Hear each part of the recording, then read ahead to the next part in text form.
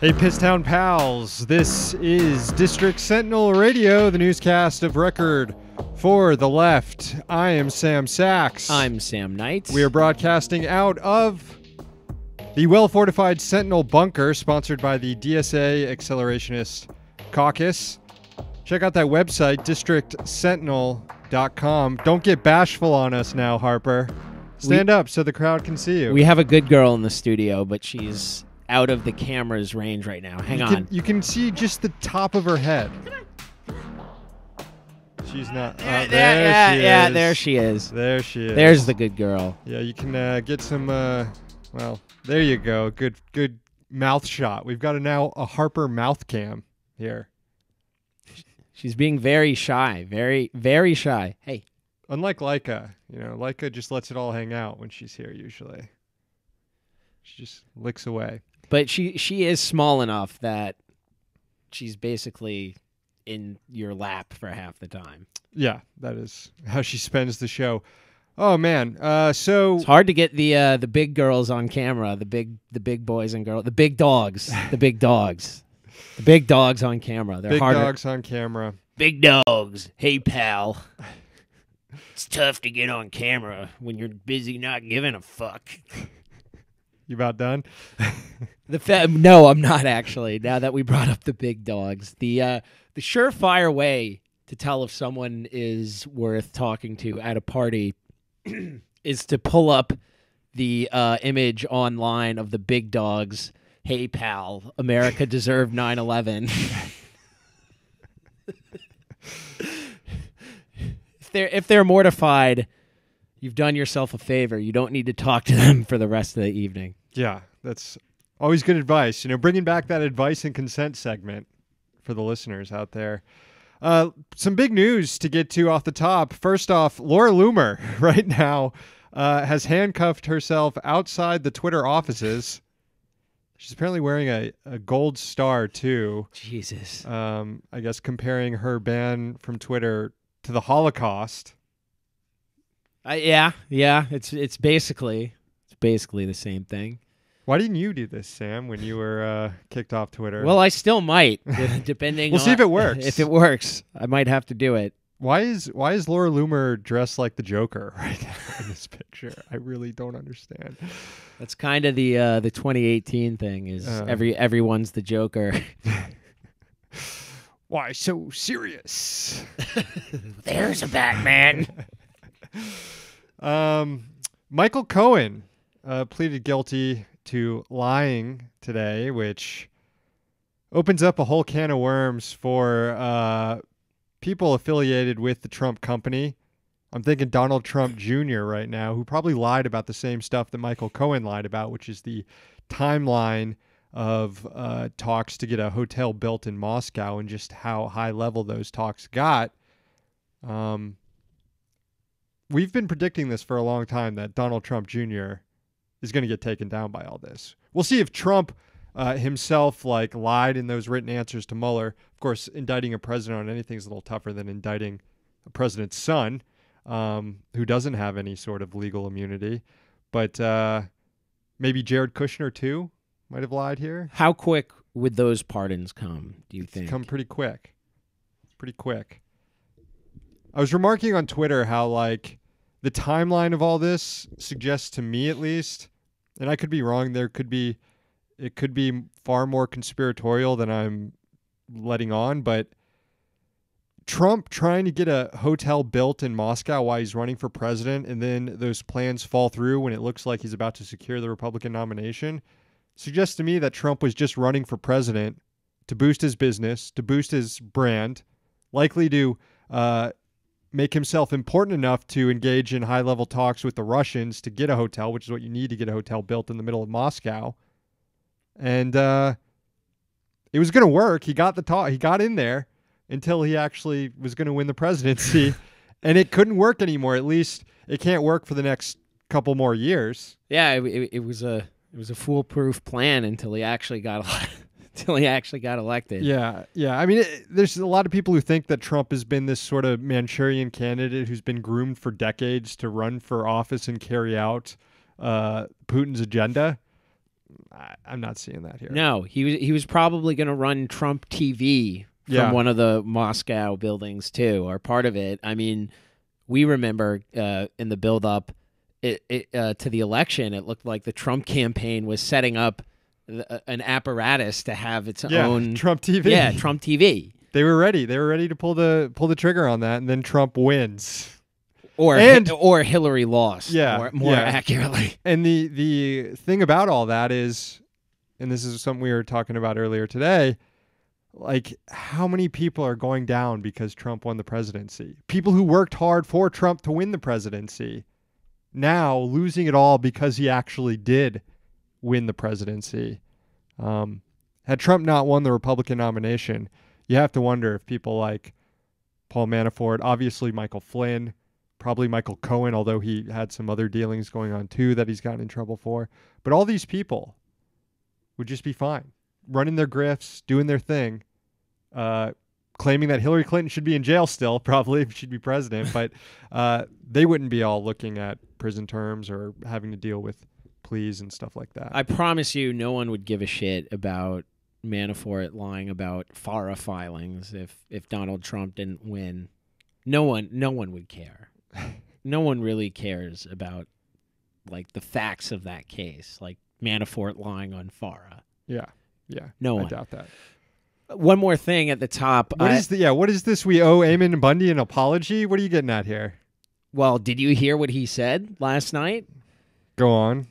I don't know. I mean, Bundy is.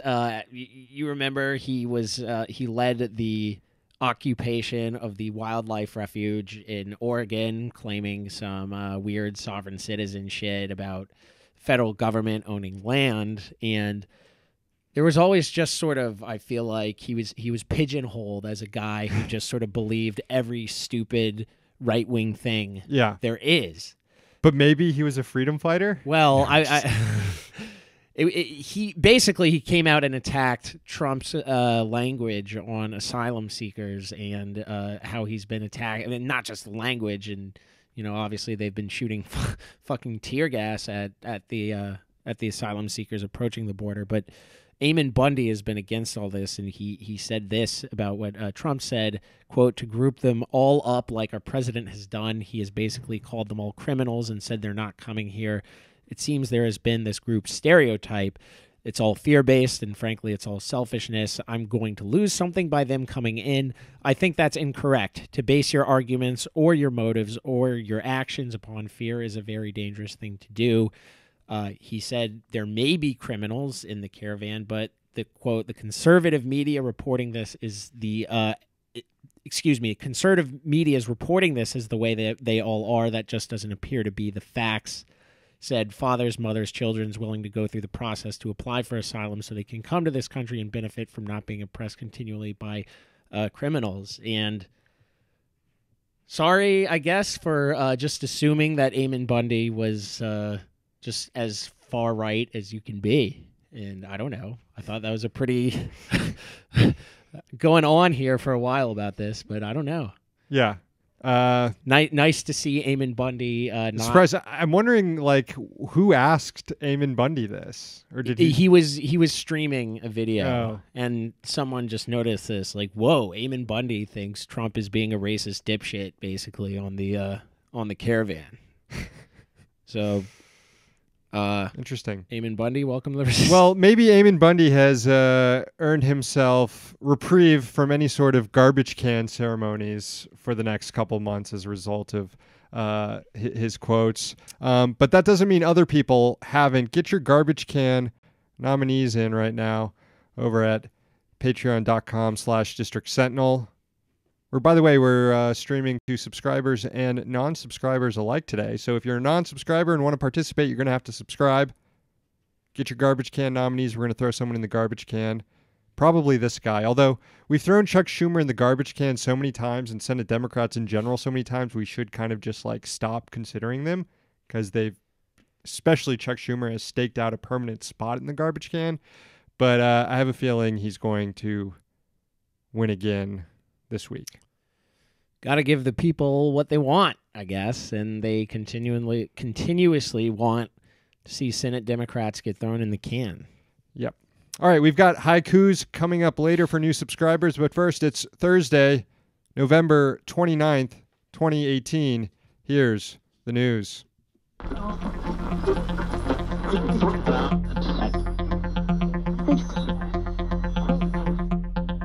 One of the world's largest banks had its offices raided by police this morning. German law enforcement targeted Deutsche Bank for allegations of money laundering related to the so-called Panama Papers. The papers, which were published in 2016 by journalists around the world, detailed global tax avoidance schemes run by the Panamanian law firm Mossack Fonseca. According to media reports on today's raid, the papers also show that Deutsche Bank allegedly helped more than 900 customers keep some $350 million in the British Virgin Islands, tax haven just like Panama. Police and prosecutors are focusing on 2 Deutsche employees who may have failed their legal obligations to enforce internal anti-money laundering controls. Now, this is particularly noteworthy because in late May, it was revealed that federal regulators added Deutsche Bank's U.S. subsidiary to a list of troubled financial firms. Both the Fed and the FDIC raised red flags about the bank's stability. This morning, Deutsche's stock fell about 5% as markets reacted to the news of the German raid.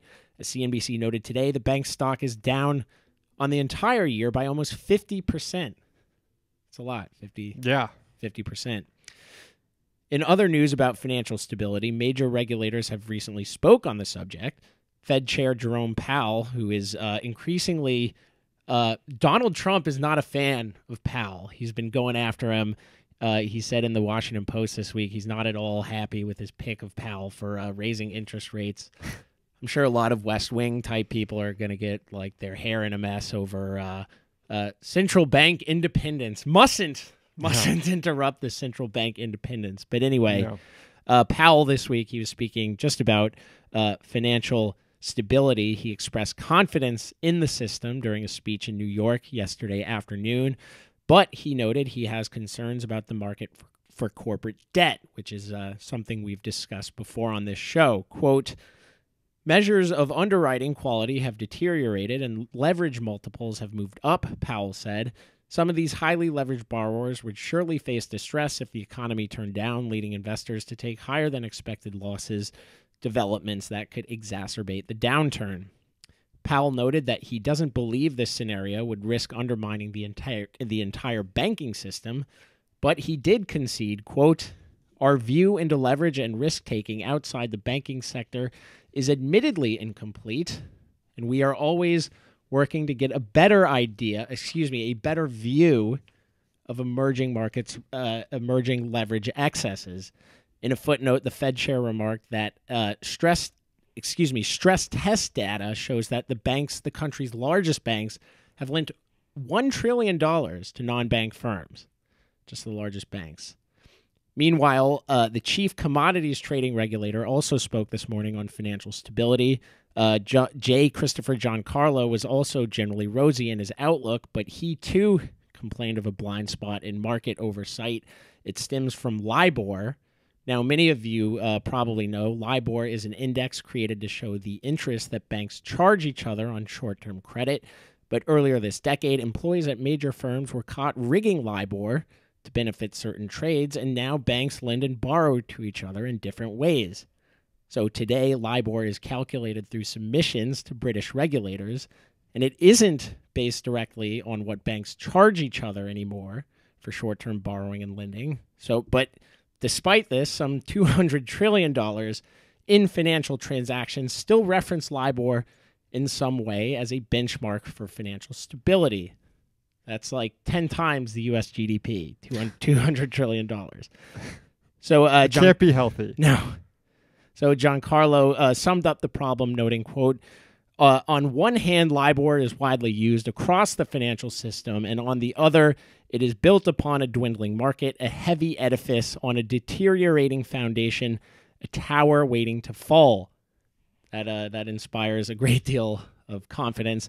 The potential for systemic risk posed by the situation is obvious, Giancarlo added. A regulatory response is clearly appropriate. That response might need to come soon. British regulators could stop forcing banks to submit LIBOR rates by 2021. Moving on, the Trump administration is taking a hacksaw to some of the last remaining tenets of the Affordable Care Act, aka the ACA, aka Obamacare. The Centers for Medicare and Medicaid Services, CMS, released new guidelines to states on Thursday explaining how they can opt out of key ACA regulations. Among those guidances includes an option for states to allow residents to use their federal health care subsidies under ACA to purchase plans not included on the ACA exchanges, which are regulated. The off-market plans would be cheaper but offer far fewer benefits. It would essentially bring back the proliferation of plans that existed before the ACA that forced people into bankruptcy as soon as they got sick and realized their plan didn't cover anything. Subprime health insurance. This Yeah. is like, you know, we're talking about financial instability in the previous segment. This is like subprime health insurance. Exactly. And of course, this is one of the only countries, if not the only country in the world, that has subprime health insurance. It's legal. As It's an a legal offering here. scam. It's a goddamn legal freaking pyramid scheme. Yeah. Not only that, this reform would undermine a critical component of the ACA, which was pulling both healthy and sick people together on the exchanges to keep premiums stable. But if young, healthy people are allowed to use subsidies to go off the exchanges for cheaper plans that offer fewer benefits, then only sicker people who need the coverage would remain on those exchanges, forcing prices up to cover them. That's, of course, assuming young, healthy people even buy health insurance, since Trump and the Republicans already killed off a major tenet of the ACA, the individual mandate, which is set to expire now in 2019. The changes... This is fucked. Obamacare is dead. Completely fucked. Completely fucked. It's fucked. Probably shouldn't put all our marbles in a system that depended on the private health insurance system. No. Anyways, but maybe this here is, we are. This is that good accelerationist shit that we crave, and we'll get single payer quicker now that they're just going to town on Obamacare. It's maybe a silver optimistic. lining. That is so So fucking, optimistic. So fucking. Look, these changes to the ACA were unveiled by, and then it's not completely clear if these are legal. By the way, I'm sure there will be a legal challenge if indeed states are allowed to have this sort of leeway, or if the CMS is allowed to grant states this sort of leeway under ACA. They were unveiled by CMS Administrator Seema Verma while she was speaking to state legislators and lobbyists at, guess what? An American Legislative Exchange Council Summit in Washington, D.C. ALEC. Yes, ALEC. Remember ALEC? That shadowy corporate government force that we all used to be worried about before a brain-dead crypto-fascist was elected to the White House? Well, ALEC is still around. They're still bad, and they've got partners in the administration. It's the blob. It's just, it keeps getting bigger. Yeah. Also, Seema Verma is just awful for a variety of reasons. You might remember on Halloween, she tweeted out this trash, claiming that Medicare for All is scary or something. This is the person who's in charge of Medicare. It's frightening. I'm shitting my pants thinking about poor people not fucking dying in the streets. You're in because they charge don't of have Medicare, health Seema. insurance. These monsters are literally killing people, and not just people, kids too. Study out of Georgetown this week reveals that roughly 3.9 million children did not have health insurance in 2017. That's up by more than 250,000 from the year prior, and it's the first time that number has increased in a decade. Seema Verma, more like Seema Germa, because her presence is a disease. It's a disease. Well disease. done. Well done. Okay, this is that time in the show where we take a break to read some poetry for our new subscribers. If you're wondering why we haven't shown the dog for a while, she's gone totally off camera. She's actually in front or behind the camera watching as an audience member. She's now. not watching. She's just curled up sleeping. She was watching earlier. We've put her to sleep, clearly. She's not interested in what we're saying. She probably doesn't understand what we're saying. Fuck her. All right, all new subscribers. Hear that? You're not getting food. Calm down. Stop yelling at Harper. We'll write a haiku for you if you subscribe for $5 a month. That's what I'm trying to say. We've got a few to read right now. I'll go ahead and go first. This one goes out to, look, it's not that simple. The wind carries them, the smells of the cityscape, stop and sniff the piss. Thank you. Look, it's not that simple. Do too many of our haikus have to do with piss? Not enough, probably. Maybe not. Finally, this is for Breakaway. A timeless echo. The people always cry out, "Me want honeycomb." Thank you, Breakaway. Just straight up honeycomb? You don't remember those ads? Me want honeycomb. I guess not. Well, What were they ads for? Honeycomb, the cereal, honeycomb. Oh, okay. It's a cereal. It's called honeycomb. I'm not familiar with this cereal. I Oh, my apologize. God. I'm probably going to get roasted in the chat over this. I was just a CTC Get guy. 'em. Cheerios and CTC, that was it. That was my cereal universe right there. Okay. Again, Saying you can know that honeycomb exists while eating the other cereal. Yeah, I guess. As I did. there are dozens and dozens and dozens of types of cereal out there. I couldn't come close to naming half of them. I bet you couldn't name half of them either. And just the fact that you have honeycomb, I could probably name one you don't know. Try me. All right, I don't know if I can. Subscribe, patreon.com/District Sentinel. We want to write you a haiku and then read it on air. In recent days, Jeff Flake has actually been standing up to the Trump administration. The outgoing senator is withholding support for judicial nominees until the Senate passes a bill protecting Robert Mueller.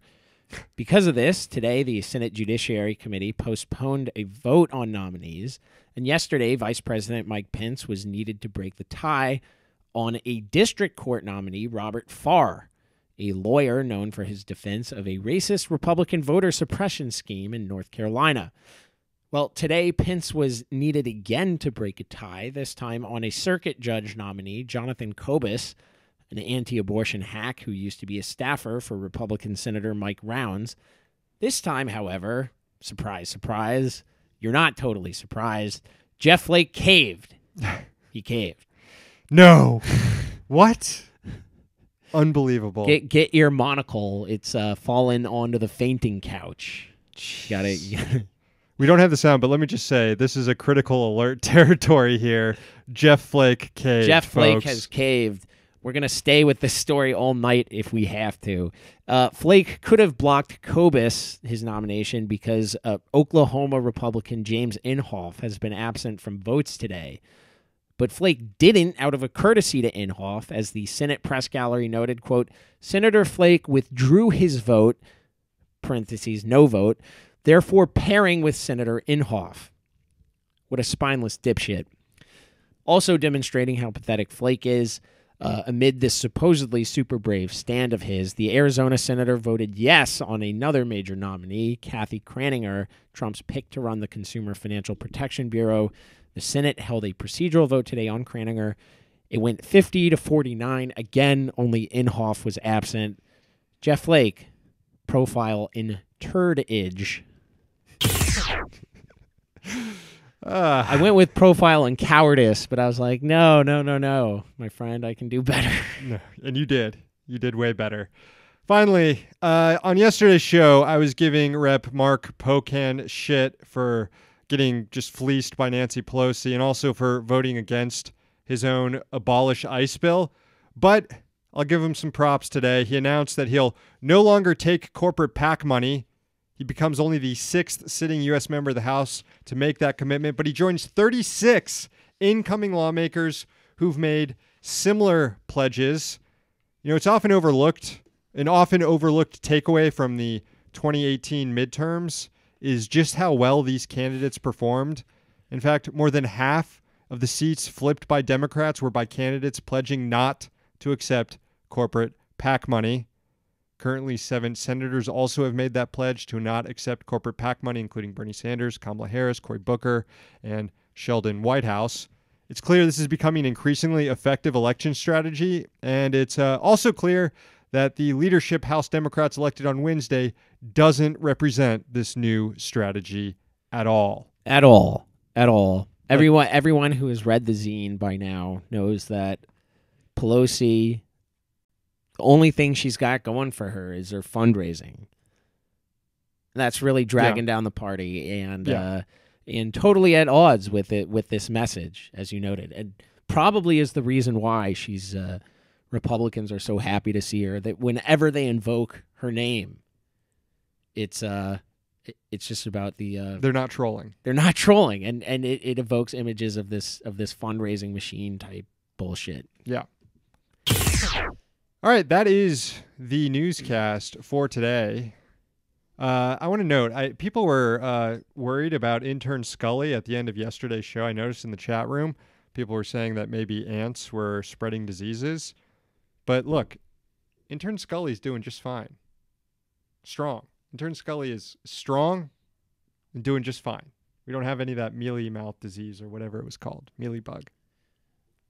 Yeah, no, Scully's doing great. What's going on in the chat room? Chat room. I see my mom has been doxxed in the chat room. That has happened. Well, it's Her hardly name a is- doxing. It's not much of a doxing. It's not much of a doxing. Nathan says he's thinking about getting a custom Piss Town basketball jersey like that. I envision it being a Golden State Warriors type color. Kevin says, disgusting that Sachs had Sam tonsured and sent to St. Harper's Monastery far from the Sentinel Fort, where he would be a threat to the line of succession. It's no way to treat a knight. Fully agree. Kevin also says, I look like Steve Jobs today. I'm cold. I'm wearing layers. It's okay. I'm wearing it's my turtleneck here too. I'm wearing a turtleneck as well. Steve Jobs style. Yeah, then people are talking to your mom about how you're a nice boy. Nice, of course. Thanks. Thank you, everyone. And my mom is revealing that I was a cinnamon toast kid for breakfast, so that's why I didn't eat your honeycomb cereal. Well, again, you don't have to only eat cinnamon toast crunch. You can know what honeycomb is. That's true. And someone said that honeycomb is good, and it doesn't cut up your mouth like Captain Crunch. Doesn't tear. Joe says honeycomb is delicious and doesn't tear your mouth up like Captain Crunch. You know what Captain Crunch is, right?